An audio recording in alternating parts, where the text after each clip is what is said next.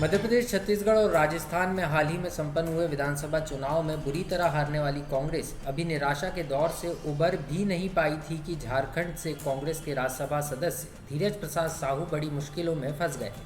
उनके ठिकानों से भारी नकदी की बरामदगी ने कांग्रेस को हिलाकर रख दिया है, तो वहीं बीजेपी को बैठे बैठाए मुद्दा मिल गया है।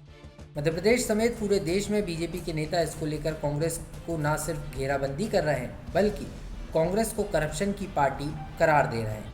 इसी बीच अब एमपी बीजेपी के प्रदेशाध्यक्ष वी डी शर्मा ने इसको लेकर कांग्रेस पर तीखा हमला बोला है। बीजेपी प्रदेशाध्यक्ष वी डी शर्मा ने कहा कि एक बार फिर कांग्रेस की सच्चाई जनता के सामने आ गई है। कांग्रेस के राज्यसभा सांसद के यहां से 200 करोड़ रुपए से ज्यादा मिलना ये बता रहा है कि कांग्रेस का मतलब करप्शन और कैश है। क्या कहा बीजेपी प्रदेशाध्यक्ष वी डी शर्मा ने, आप भी सुनिए। कांग्रेस किसी बात की गारंटी है तो वो भ्रष्टाचार की गारंटी है।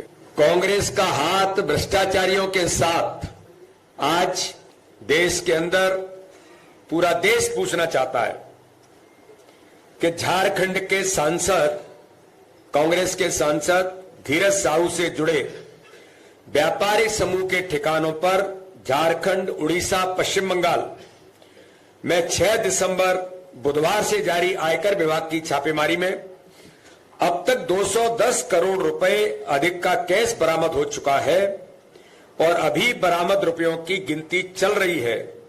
वोटों की काउंटिंग तो समाप्त हो गई, लेकिन नोटों की काउंटिंग समाप्त नहीं हो रही है। मशीनें टूट गई। मैं मीडिया में पढ़ रहा था, आपने किसी ने लिखा है कि 2 मशीनें जल गई, तो फिर कहीं से बाहर से मंगाई गई है। ये कांग्रेस है इस देश के अंदर। जो प्रधानमंत्री जी कहते हैं कि कांग्रेस किसी बात की गारंटी है तो भ्रष्टाचार की गारंटी है।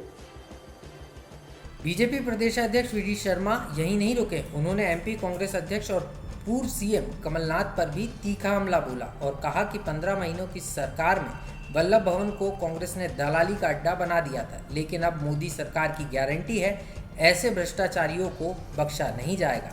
ये राहुल गांधी और सोनिया गांधी के एटीएम थे जो अब उजागर हो गए हैं।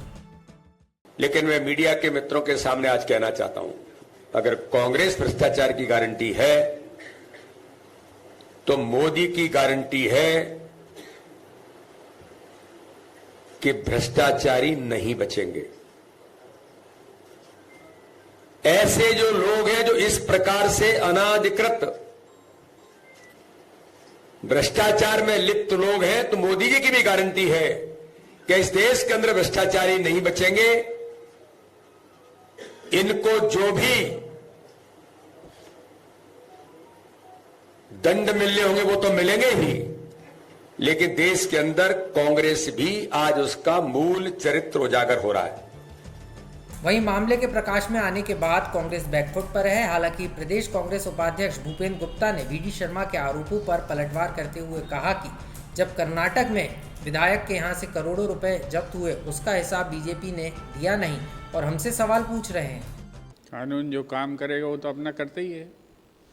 वी डी शर्मा जी को ये बताना चाहिए कि अगर इस तरह के एटीएम देश में हैं तो जो कर्नाटक में विधायक का बेटा बिस्तरों पे नोटों के सोते हुए पकड़ा गया था और वहाँ पर जो है अथाह धन पकड़ा गया था, वो किसका एटीएम था? इस बात का उन्हें जवाब देना चाहिए। देश की जनता जानना चाहती है, भारत पूछ रहा है कि वो एटीएम किसका था कर्नाटक वाला। कुल मिलाकर झारखंड से कांग्रेस के राज्यसभा सांसद धीरज प्रसाद साहू के यहाँ हुई आयकर विभाग की ये कार्रवाई की आंच अब एमपी तक भी आ पहुंची है और एमपी बीजेपी इसको लेकर पूरी कांग्रेस पार्टी को कटघरे में खड़े करने का काम कर रही है। लेकिन लोकसभा चुनाव के पहले कांग्रेस पर आई इस आफत का जवाब कैसे कांग्रेस देती है, ये देखना बेहद अहम होगा। लोकमत के लिए भोपाल से आकाश सेन की रिपोर्ट।